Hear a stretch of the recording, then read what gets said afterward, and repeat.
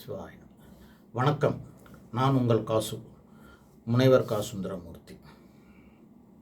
இன்று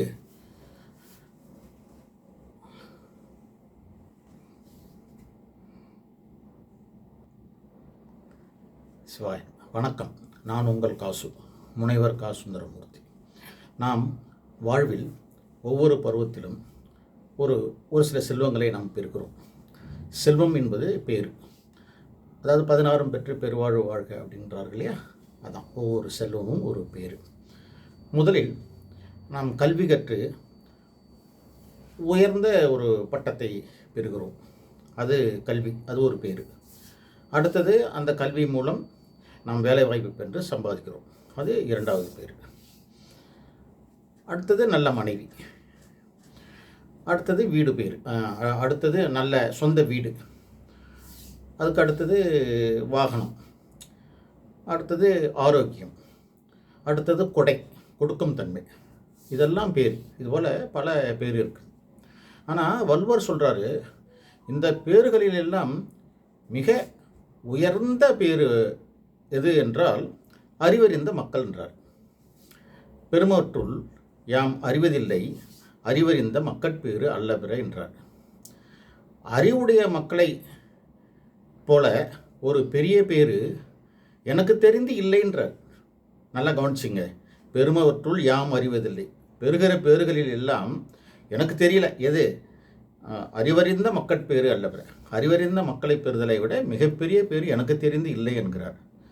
இது ஏன் இப்படி இவர் சொல்கிறார்? இவ்வளோ பேர் இருக்குது, ஏன் அறிவறிந்த மக்கட்பேறு தான் சிறந்த ஒரு பேராக சொல்கிறாரே ஏன் என்று ஒரு சிந்தித்த போது, அறிவுள்ளவன் இல்லையா, அறிவறிந்தவன் அறிவுள்ளவன் இல்லையா, அவன் கடமை உணர்வோடு அவன் செயலாற்றுவான். இது பொதுவான கருத்து. குறிப்பாக சொல்லப்போனால் தந்தை தளர்ந்த நேரத்தில் தாங்கி பிடிப்பான். தந்தைக்கு உடல்நலம் பாதிக்கப்பட்டால் பணிவிடை செய்வான். தந்தை சோர்ந்திருக்கும் நேரத்தில் உற்சாகப்படுத்துவான். சுருக்கமாக சொல்லப்போனால் இவன் தாய் தந்தையரை முதுமை காலத்தில் கண்டிப்பாக தாங்குவான். இதுதான் இந்த குறளோட உள்கருத்து. சரி, அடுத்தது கன்க்ளூஷன். இப்போது பேர் அந்த கல்யாணம் பண்ணிக்கிட்டு குழந்தை பேர் பெறுறாங்களே, எல்லாருமே எனக்கு பிள்ளை வேணும், ஆம்பளை பிள்ளை வேணும், பொம்பளை பிள்ளை வேணும் அப்படின்னு இறைவன்கிட்ட வேண்டுவாங்க. இனிமேல் வேண்டும்போது எனக்கு அறிவார்ந்த மக்களை அருள வேண்டும் ஐயனே அப்படின்று வேண்ட வேண்டும். ஏனெனில் மார்கண்டேயருடைய அப்பா அம்மாவுக்கு குழந்தை இல்லாத நேரத்தில் இறைவன்கிட்ட வேண்டுறாங்க, வரம் வேண்டுறாங்க, பிள்ளை வேண்டும். இறைவன் 2 கண்டிஷன் சொல்கிறார்.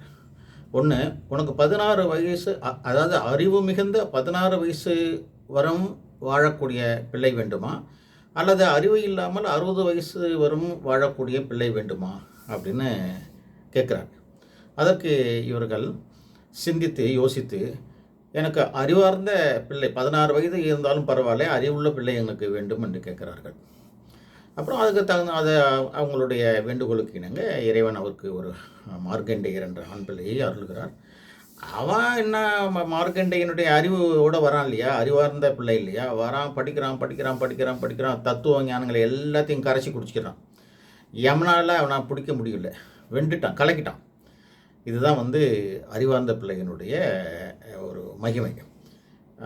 நாமெல்லாம் இனி வேண்டும்போது அறிவார்ந்த பிள்ளையை கொடு என்று இறைவனிடத்திலே வேண்டுவோம். நன்றி, வணக்கம்.